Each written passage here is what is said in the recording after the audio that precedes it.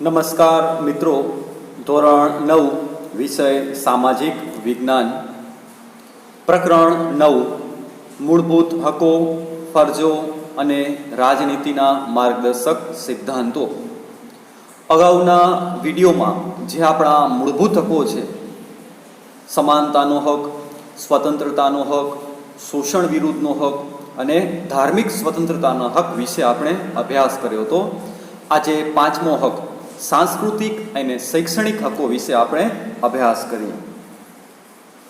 તો સૌપ્રથમ આ હકો સાંસ્કૃતિક અને ભાષાકીય અને ધાર્મિક લઘુમતીઓ માટે અતિ મહત્વના છે, કારણ કે ભારતમાં વિવિધ ધર્મ, ભાષાઓ, જુદી જુદી સંસ્કૃતિ ધરાવતા લોકો રહે છે.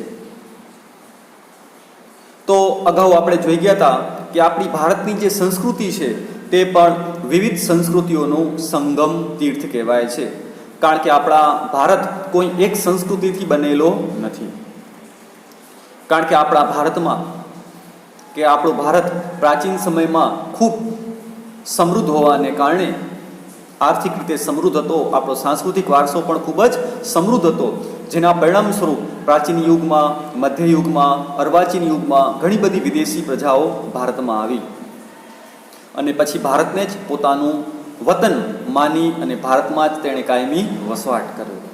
આમ આપણી ભારતની જે સંસ્કૃતિ છે તે પણ વિવિધ સંસ્કૃતિઓથી બનેલો છે, વિવિધ સંસ્કૃતિઓનું સંગમ તીર્થ પણ કહેવાય છે. એટલે આપણા ભારતમાં વિવિધ ધર્મો, વિવિધ ભાષાઓ અને સંસ્કૃતિ ધરાવતા લોકો રહે છે.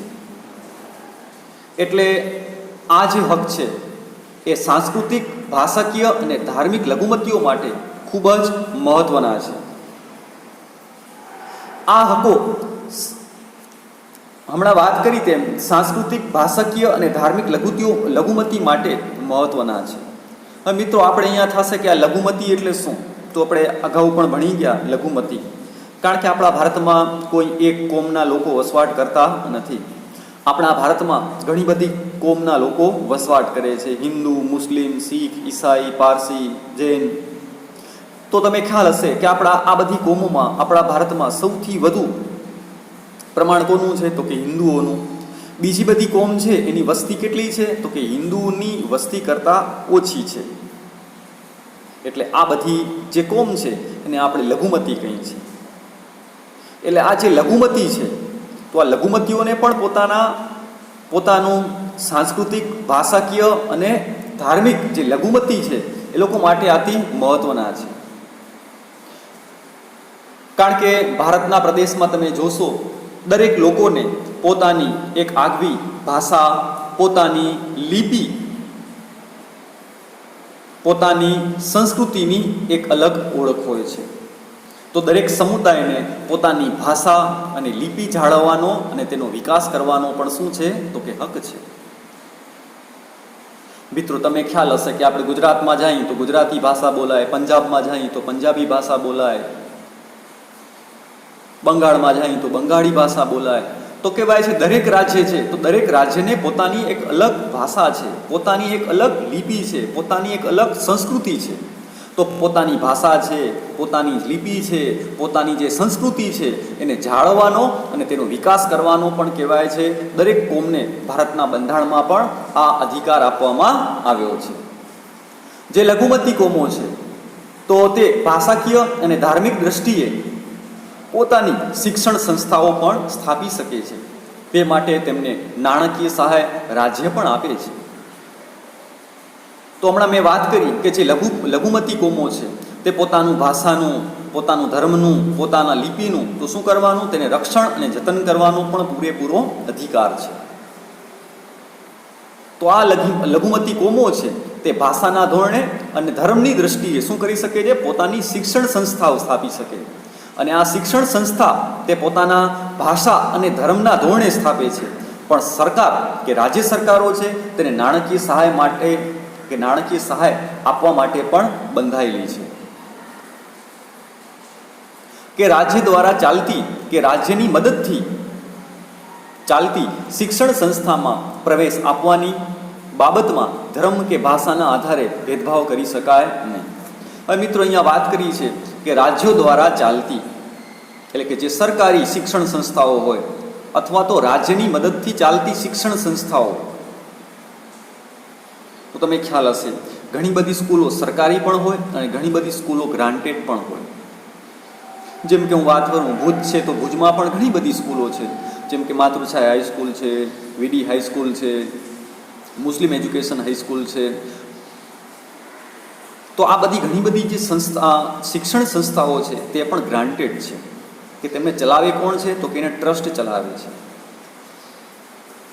આ બધી જે સ્કૂલો છે એની સ્થાપના કોણે કરી છે? તો કે લઘુમતી કોમોએ કરી છે. એટલે કે પોતાના ભાષા અને પોતાના ધર્મના જતન માટે તેઓ શિક્ષણ સંસ્થા સ્થાપી શકે છે. પણ હમણાં મેં તમને વાત કરી, શિક્ષણ સંસ્થા સ્થાપી શકે પણ તેને નાણાકીય સહાય કોણ આપે છે? તો કે રાજ્ય પણ આપે છે. ઉપરાંત મેં તમે વાત કરી કે ધારો કે ભુજની માતૃછાયા કન્યા વિદ્યાલય છે, તો ચોક્કસ આ શિક્ષણ સંસ્થાની આપણે વાત કરી, વીડી હાઈસ્કૂલની વાત કરી અથવા તો મુસ્લિમ એજ્યુકેશનની વાત કરી, તો એમાં ધર્મ કે ભાષાના આધારે ભેદભાવ કરી શકાય નહીં. મિત્રો, એવું જરૂર નથી કે માતૃછાયા હાઈસ્કૂલ છે તો એની સ્થાપના કોણે કરી? તો કે જૈન લોકોએ કરી. તો અહીંયા માત્ર જૈન ધર્મના લોકોને જ પ્રવેશ આપવો? ના, એવું નહીં. કોઈ પણ ધર્મના લોકોને શું કરી શકે છે? તો કે આ શિક્ષણ સંસ્થા પ્રવેશ આપી શકે છે. મુસ્લિમ એજ્યુકેશનની વાત કરીએ તો મુસ્લિમ એજ્યુકેશન જે શિક્ષણ સંસ્થા છે એની સ્થાપના કોણે કરી? તો કે મુસ્લિમોએ કરી. તો એવું જરૂર નથી કે ત્યાં માત્ર ને માત્ર મુસ્લિમોને જ કે મુસ્લિમ ધર્મના લોકોને જ પ્રવેશ મળી શકે, કે અમુક ભાષાના લોકોને જ પ્રવેશ મળી શકે. તો તે ધર્મના આધારે કે ભાષાના આધારે કોઈ પ્રકારના ભેદભાવ કરી શકતા નથી. શિક્ષણ સંસ્થાની સ્થાપના કોઈ પણ લોકોએ કરી હોય એટલે ત્યાં કોઈ ધર્મ કે ભાષાના આધારે ભેદભાવ ન કરવા, દરેક ધર્મના લોકોને, દરેક ભાષા બોલનાર લોકોને તેઓ પ્રવેશ આપી શકે છે.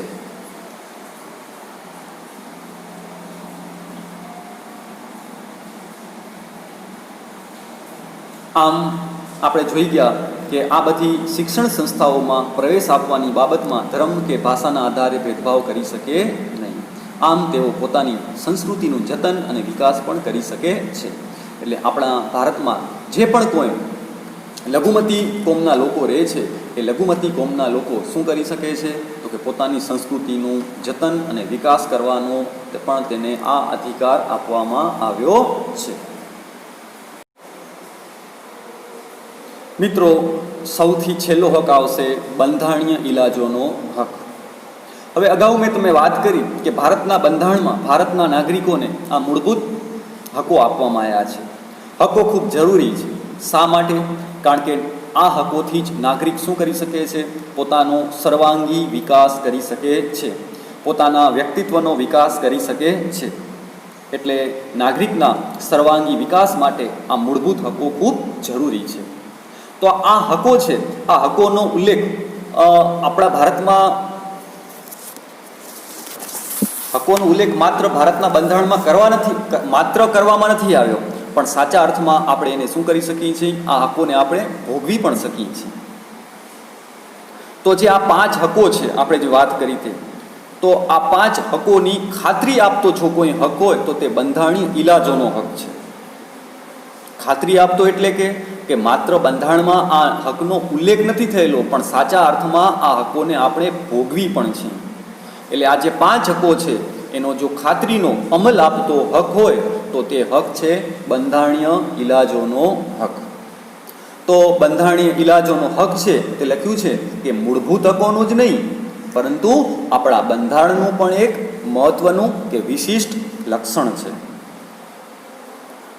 કે કોઈ પણ મૂળભૂત હકનું પાલન થતું ન હોય અથવા તો તેનો ભંગ થતો હોય તો કોઈ પણ નાગરિક એ માટે અદાલતો સામે ન્યાય માંગી શકે છે. આ એનો મૂળભૂત હક છે. તો હમણાં મિત્રો મેં તમને વાત કરી કે આ મૂળભૂત હકના અમલનો જો ખાતરી આપતો હક હોય તો તે બંધારણીય ઇલાજોનો હક.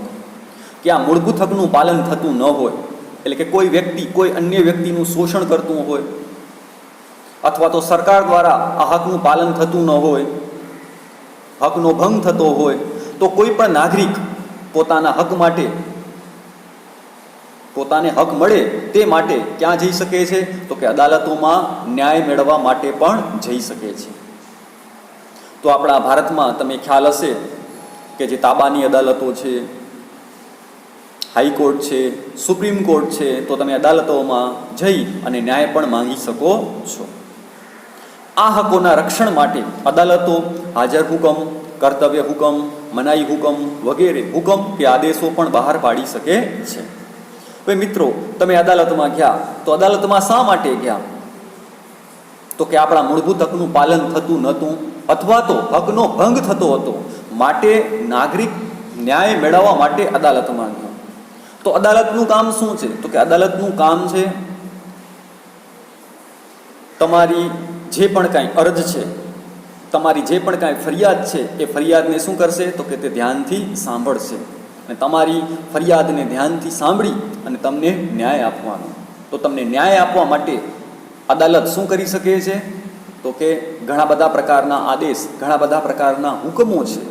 કોઈ પણ વ્યક્તિને હાજર કરવાનો હુકમ, કોઈ પણ વ્યક્તિઓને આ પ્રકારનું કર્તવ્ય કે ઓ પ્રકારનું કામ કરવાનો હુકમ, મનાઈ હુકમ, આવા હુકમ કે આદેશ બહાર પાડવાની પણ અદાલતોને સત્તા આપવામાં આવી છે. આ હક અન્વયે અદાલતોની એક ફરજ બને છે કે તેમની પાસે આવેલી ફરિયાદો બરાબર સાંભળી અને નાગરિકોને ન્યાય આપવો કે નાગરિકોના મૂળભૂત હકનું રક્ષણ કરવું. માટે જ મિત્રો, જે સર્વોચ્ચ અદાલત છે એને આપણે શું કહીએ છીએ? તો કે સર્વોચ્ચ અદાલતને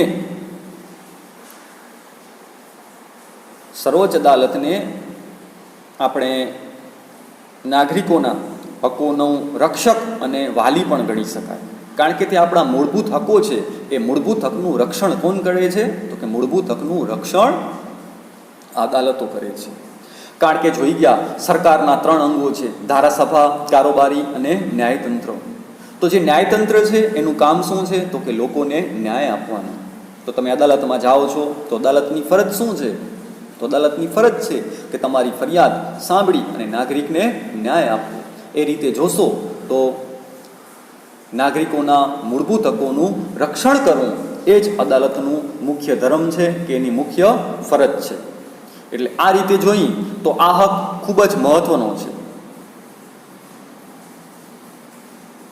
કારણ કે આ હક આપણે આ જે મૂળભૂત જે 5 હકો છે એના અમલનો ખાતરી આપતો હક છે. માટે ડૉક્ટર બાબા સાહેબ આંબેડકરે આ હકને બંધારણનો આત્મા સમાન ગણાવ્યો છે. ડૉક્ટર આંબેડકરે આ હકને બંધારણના આત્મા સમાન પણ ગણાવ્યો છે. આ હકો મિત્રો વાત કરું તો કેન્દ્ર અને રાજ્ય સરકારની સામે પણ આપવામાં આવ્યા છે. મૂળભૂત હકો બધા સમય માટે, બધા નાગરિકો માટે પણ ઉપલબ્ધ છે. પરંતુ ખાસ કરીને કટોકટીની હું વાત કરું તો કટોકટી 3 પ્રકારની આવે. એક રાષ્ટ્રીય કટોકટી, બંધારણીય કટોકટી અને નાણાકીય કટોકટી. તો આજે જ્યારે એમ કહેવાય છે કે આપણા ભારતમાં અથવા તો ભારતના કોઈ રાજ્યમાં જો આવી કટોકટી લાદવામાં આવે ત્યારે આ મૂળભૂત હકો છે તે સ્થગિત કરી શકાય છે. એટલે કે આ કટોકટીના સમયગાળા દરમિયાન તમે આ મૂળભૂત હકો ભોગવી શકતા નથી. એટલે કોઈ પણ નાગરિકના આ મૂળભૂત હકો આ કટોકટીના સમય દરમિયાન છીનવાઈ જાય તો આપણે અદાલતનો આશરો લઈ શકતા નથી.